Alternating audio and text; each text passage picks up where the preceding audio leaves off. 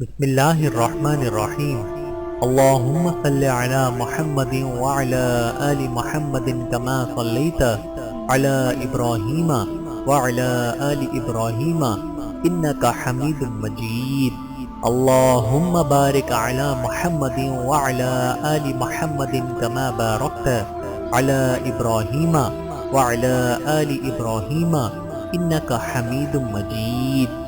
بسم اللہ الرحمن الرحیم۔ السلام علیکم ورحمۃ اللہ وبرکاتہ۔ حضرت صالح علیہ السلام اللہ کی جانب سے بھیجے ہوئے نبی تھے۔ آپ قوم سمود کی طرف بھیجے گئے۔ آپ نیک کاموں کی طرف بلاتے اور برے کاموں سے روکتے تھے۔ قوم سمود گناہوں میں مبتلا تھی۔ قوم سمود کے لوگ آپس میں ایک دوسرے پر ظلم کرتے تھے۔ صالح علیہ السلام نے اپنی قوم سے کہا کہ کیا تمہیں قوم عاد کے بارے میں معلوم نہیں ہے؟ ان کا انجام کس طرح عبرتناک ہوا اور اللہ نے کس طرح انہیں سزا دی۔ قوم سمود کا خاص پیشہ بھیڑ بکریوں کی پرورش اور تجارت تھی۔ قوم سمود دولت سے مالا مال تھی اور جسمانی طور پر قوی بھی تھے۔ اس قوم کی اخلاقی حالت اچھی نہیں تھی۔ ذرا ذرا سی بات پر لڑ مرنے کے لیے تیار رہتے تھے۔ بے گناہ لوگوں کو قتل کرتے تھے۔ کمزوروں کا مال ہضم کرتے، کمزوروں پر ظلم ڈھاتے، بتوں کی پوجا کرتے۔ اس قوم کو راہ راست پر لانے کے لیے اللہ نے حضرت صالح علیہ السلام کو نبی بنا کر بھیجا۔ حضرت صالح علیہ السلام ان سے کہا کرتے کہ اے قوم، اللہ تعالیٰ کی بندگی کرو، اس کے سوا کوئی حقیقی معبود نہیں۔ اللہ نے مجھے پیغمبر بنا کر بھیجا ہے تاکہ تمہیں اللہ کے عذاب سے ڈراؤں۔ لوگ ان سے کہتے ہمارے پاس دولت بھی ہے، قوت بھی ہے اور عزت بھی ہے۔ اگر اللہ کو نبی بنانا منظور ہوتا تو ہم جیسوں کو نبی بناتا۔ اگر اللہ ہم سے ناراض ہوتا تو ہمارے کھیتوں کو اجاڑ دیتا، ہمیں رہنے کے لیے عالی شان مکانات نہیں دیتا۔ ہمارے پاس بے شمار اونٹ بکریاں ہیں، سواری کے لیے گھوڑے ہیں۔ یہ اس بات کی دلیل ہے کہ ہمارے بت ہم سے خوش ہیں، اسی لیے ہم ان کی پرستش کرتے ہیں۔ ہم یہ بات برداشت نہیں کر سکتے کہ تم ہمارے معبودوں کو برا بھلا کہو، ہمیں ان کی پرستش سے نہ روکو۔ ہم تو خوشحال ہیں، لیکن تمہاری بات ماننے والے مفلس اور غریب ہیں۔ تمہاری حالت بھی ایسی ہی ہے۔ اگر تم نبی ہو تو اس کی دلیل پیش کرو، کوئی معجزہ دکھاؤ، ہم دیکھنا چاہتے ہیں۔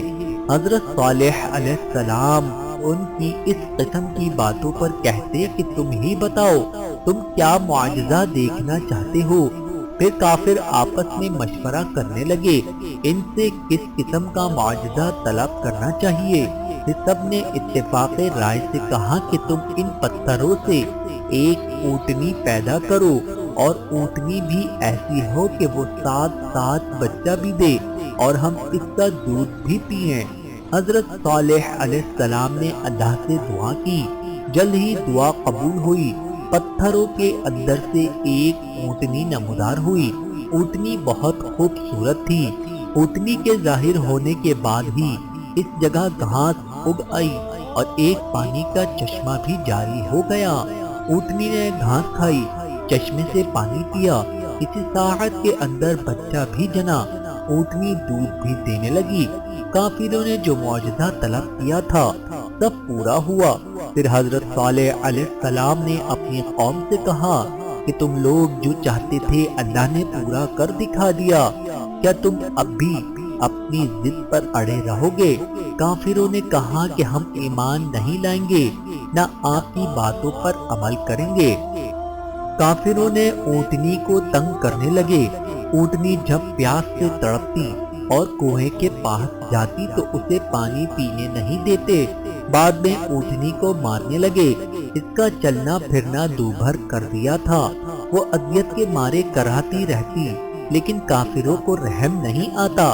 حضرت صالح علیہ السلام ان سے کہتے کہ اونٹنی کو اذیت نہ پہنچاؤ، اسے چرنے دو، جہاں جانا چاہے جانے دو، وہ اگر پانی پینا چاہے تو اسے پیاسا نہ رکھو۔ ایک دن اونٹنی چشمے سے پانی پیے گی، دوسرے روز تم اور تمہارے جانور پیئیں گے۔ اس کے روزانہ کے معمول میں کوئی فرق نہ آنے دو۔ تم اللہ سے ڈرو اور اسی کی عبادت کرو۔ تم جو کچھ کھاتے پیتے ہو وہ سب کچھ اللہ ہی دیتا ہے، یہ سب کچھ اسی کا کام ہے، تمہارے بت تمہارے کوئی کام نہیں آتے۔ قوم سمود باز نہ آئی، حضرت صالح علیہ السلام کی باتوں پر عمل کیا۔ ایک روز اچانک حضرت صالح علیہ السلام کی اونٹنی کو قتل کر دیا۔ قتل کی خبر جب آپ کو ملی تو آپ صدمے سے نڈھال ہو گئے، آپ کی آنکھوں سے آنسو جاری ہو گئے۔ پھر آپ نے اپنی قوم سے فرمایا، عنقریب تم پر اللہ کا عذاب آنے والا ہے، تم اس عذاب سے نہ بچ سکو گے۔ اس کے بعد آسمان پر بادل گرجنے لگے، پھر بجلی چمکی۔ اس کڑک اور گرج کی آواز سے پوری قوم ہلاک ہو گئی۔ جو لوگ آپ پر ایمان لائے تھے اللہ نے انہیں بچا لیا۔ جو لوگ اس تباہی سے بچ گئے وہ عرب کے مختلف علاقوں میں آباد ہو گئے۔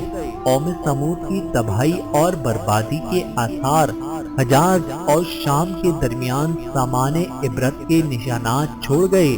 غزوہ تبوک کے بعد جب اسلامی لشکر تباہ شدہ آبادی سے گزر رہا تھا تو انہیں پانی کی ضرورت پڑ گئی۔ وہاں پانی کا ایک کنواں دیکھا۔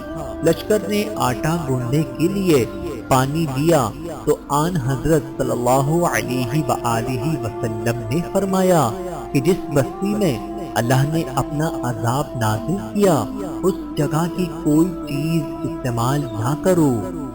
اللہ تعالیٰ کی حضرت صالح علیہ السلام پر کروڑوں رحمتیں نازل ہوں، آمین ثم آمین۔